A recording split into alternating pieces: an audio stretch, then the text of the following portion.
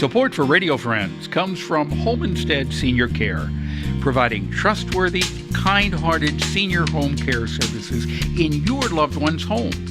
All caregivers are thoroughly screened, extensively trained, professional, and reliable. Homestead is all about providing the highest quality home care service to fit you and your family's needs. Plus, if you would be interested in becoming a caregiver, they offer great part-time positions.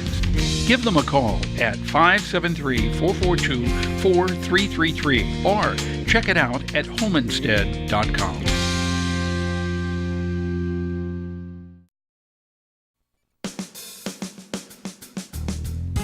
Good morning and welcome to Radio Friends on Thursday, February the 15th. We're going to talk about a new organization today that probably many of you have not heard about. It's called Healthy Bottoms Diaper Bank.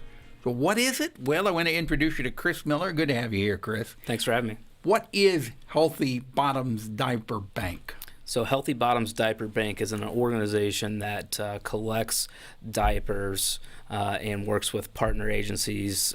Some of the partner agencies that we work with are Voluntary Action Center, First Chance for Children, Columbia Housing Authority, to distribute those diapers to families who are working with those agencies already and express need for diapers. So they're distributed to people who may not be able to afford to buy all the diapers that are needed. That's exactly right. Now, are you looking for? Are you handing out only disposable diapers, or are you cloth diapers too? Well, at this time, we're only doing disposable diapers. Do people still use cloth diapers? People do still use cloth diapers, except for we looked into it, but it would have been a huge task to undertake to do cloth diapers with a diaper bank. So, how do you go about collecting the diapers? Do people actually bring diapers into you, or do they give you money and you buy the diapers, or is it a little bit of both? A little bit of both. We get grants from local community partners and also get private donations of money, and we purchase diapers at the lowest possible cost that we can find. And we also get diaper donations and do diaper drives.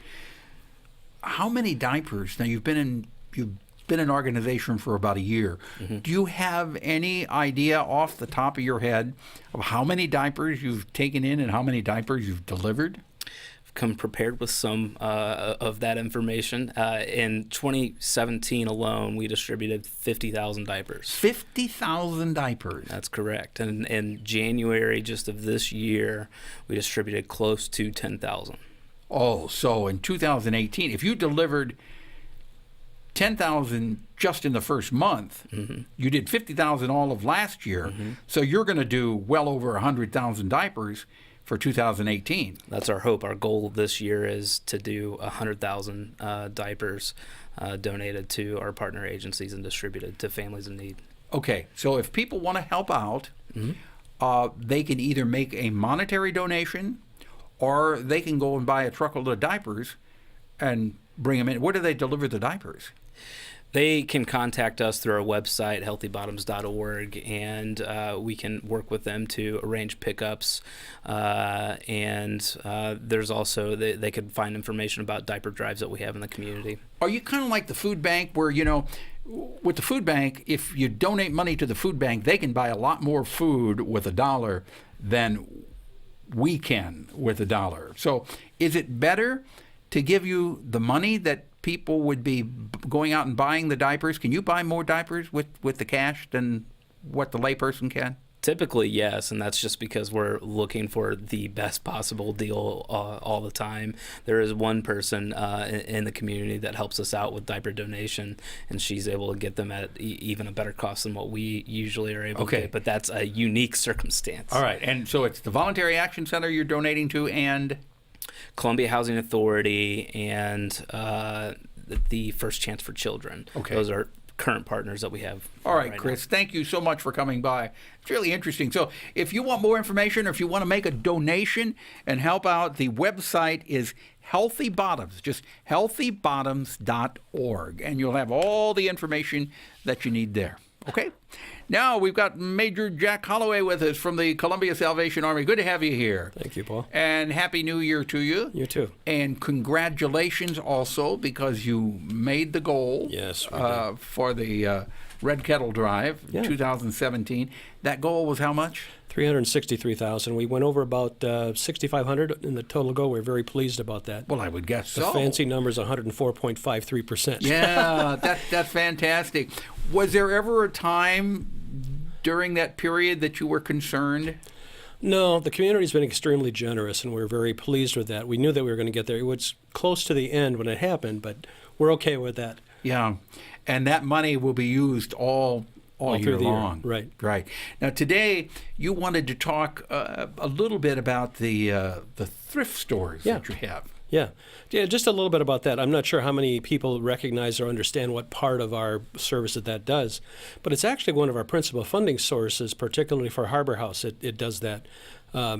It raises, last year I was just looking at some numbers, about $170,000 that the store generated in what we call net revenue is what turned around and went into Harbor House and helping support their expenses. How much money? $170,000.